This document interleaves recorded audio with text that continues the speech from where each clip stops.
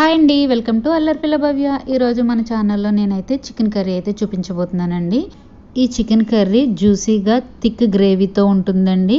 అలాగే ఇందులో మనం చేసుకునే మ్యాజిక్ మసాలా వల్ల మరింత టేస్ట్ వస్తుంది.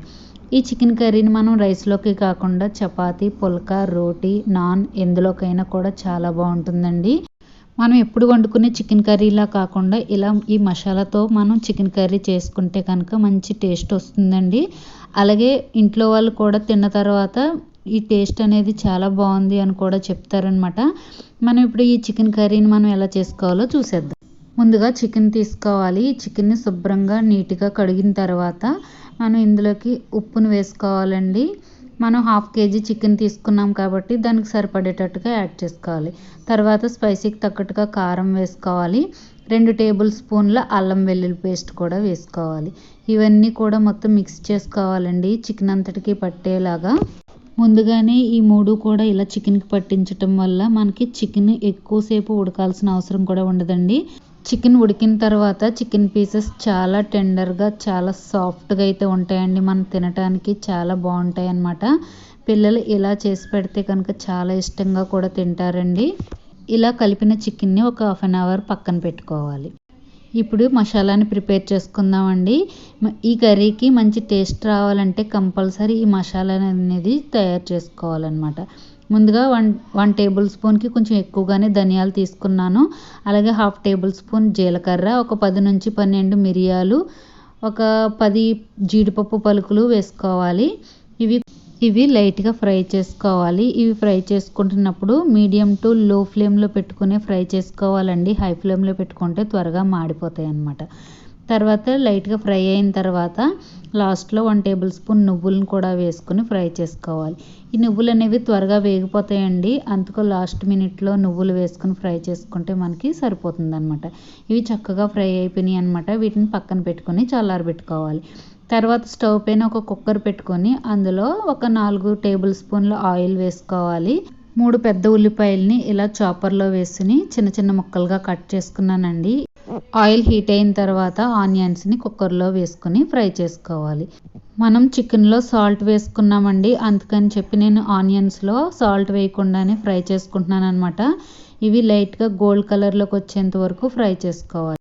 ఇవి ఫ్రై అయిన తర్వాత ముందుగా మనం నానబెట్టి పెట్టుకున్న చికెన్ని ఈ ఆనియన్స్లోకి యాడ్ చేసుకోవాలి. ఈ చికెన్లో మనం ఉప్పు, కారం, అల్లం వెల్లుల్లి పేస్ట్ వేసాం కదండి, అదంతా కూడా చక్కగా పట్టుకొని బాగా నానిందండి.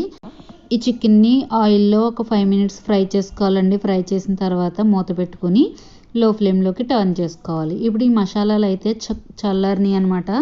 చల్లారిన తర్వాత మనం మిక్సీ జార్లోకి యాడ్ చేసుకోవాలి. వీటన్నిటిని కూడా మనం మిక్సీ పట్టుకోవాలండి. ఇలా మిక్సీ పట్టుకొని స్టోర్ చేసుకుని ఏ కర్రీలో అయినా కూడా వేసుకున్నా కూడా మంచి థిక్ గ్రేవీతో కర్రీ అయితే వస్తుందండి. ఇది ఎక్కువ రోజులు కూడా స్టోర్ చేసుకోకూడదు అనమాట. ఒక వారం రోజులు ఉంచుకుంటే సరిపోతుంది. ఇలా మనం మసాలా ప్రిపేర్ చేసేసుకుని పక్కన పెట్టుకుందాం. ఇప్పుడు చికెన్ మూత తీసి ఇంకొకసారి మిక్స్ చేసుకోవాలి. ఇలా మిక్స్ చేసుకుని మళ్ళీ మూత పెట్టుకుని కుక్ చేసుకోవాలండి. మనం ఇందులో ఒక చుక్క వాటర్ కూడా వేయకుండానే మనకి చికెన్లోంచి వాటర్ అనేది బయటకు వచ్చేస్తుంది అనమాట. తర్వాత మళ్ళీ ఒక 5 మినిట్స్ తర్వాత మూత తీసుకొని మిక్స్ చేసుకోవాలి. ఈ ప్రాసెస్లో ఒక 3 to 4 టైమ్స్ అయితే మనం చేసుకోవాలండి. ఇలా చేసుకోవటం వల్ల చక్కగా చికెన్ అనేది ఉడుకుతుందన్నమాట. తర్వాత మనం ఇందులో పచ్చిమిరపకాయలను కట్ చేసి వేసుకోవాలి. అలాగే కొంచెం కరివేపాకును కూడా వేసుకోవాలి. మీకు స్పైసీ చూసుకుని కారాన్ని యాడ్ చేసుకోండి. మనం ఇందులో పచ్చిమిరపకాయలు కూడా వేస్తున్నాం కాబట్టి ఆ స్పైసీనెస్ కూడా ఇందులోకి యాడ్ అవుతుందన్నమాట. చికెన్లో పచ్చిమిరపకాయలు వేయటం వల్ల ఆ టేస్ట్ అనేది చాలా బాగుంటుందండి. తర్వాత ఇందులోకి కొంచెం ఒక టీ గ్లాసుడు వాటర్ వేసుకుని ఒకసారి మిక్స్ చేసుకోవాలి. ఈ టైంలో మనం కర్రీ టేస్ట్ చూసుకుని ఉప్పు సరిపోకపోతే కనుక యాడ్ చేసుకోవాలి. తరువాత మిక్స్ చేసుకుని మనం ఒక విజిల్ వేయించుకుంటే సరిపోతుందండి. కుక్కర్ మూత పెట్టుకొని ఎక్కువ వేయించాల్సిన అవసరం కూడా లేదనమాట. ఇది బాయిలర్ చికెన్ కాబట్టి నేను 1 విజిలే వేయించుకుంటున్నాను. కుక్కర్ విజిల్ వేయకుండా కూడా కుక్ చేసుకోవచ్చండి. ఇలా అయితే చాలా ఫాస్ట్గా అయిపోతుంది అనమాట. కుక్కర్ విజిల్ వేసిన తర్వాత ప్రెషర్ అంతా పోయిన తర్వాత నేనైతే మూత తీసి చూస్తే నాకు చికెన్ కర్రీ అనేది ఇలా రెడీ అయిందనమాట. ఇప్పుడు కర్రీ అనేది ఒకసారి మిక్స్ చేసుకుందాం అండి. ఇలా మిక్స్ చేసిన తర్వాత మనం మసాలా ప్రిపేర్ చేసుకున్నాం కదా, అదంతా కూడా ఇందులోకి యాడ్ చేసేసుకోవాలి. తర్వాత నేను ఇందులో ఒక 1/2 table spoon home made garam మసాలాను కూడా యాడ్ చేసుకున్నానండి.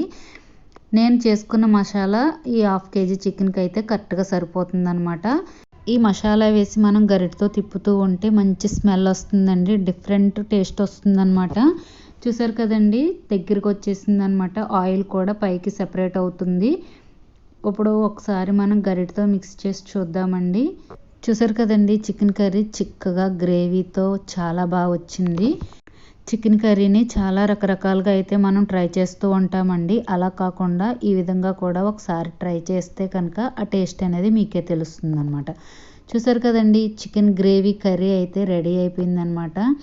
చాలా చిక్కగా థిక్ గ్రేవీతో చాలా సాఫ్ట్గా కూడా ఉందన్నమాట ఈ చికెన్ కర్రీ అనేది. ఈ చికెన్ చూస్తుంటే చాలా టెండర్గా, చూస్తుంటేనే తినేయాలి అని అనిపిస్తుందండి. మీ అందరికీ కూడా ఈ చికెన్ కర్రీ నచ్చిందని అనుకుంటున్నాను. మీ అందరికీ నచ్చినట్లయితే ఒక లైక్ చేయండి. అలాగే మీ ఫ్రెండ్స్కి, మీ రిలేటివ్స్కి షేర్ చేయండి. మరిన్ని వీడియోస్ కోసం నా ఛానల్ని సబ్స్క్రైబ్ చేసుకోండి. Thank you for watching.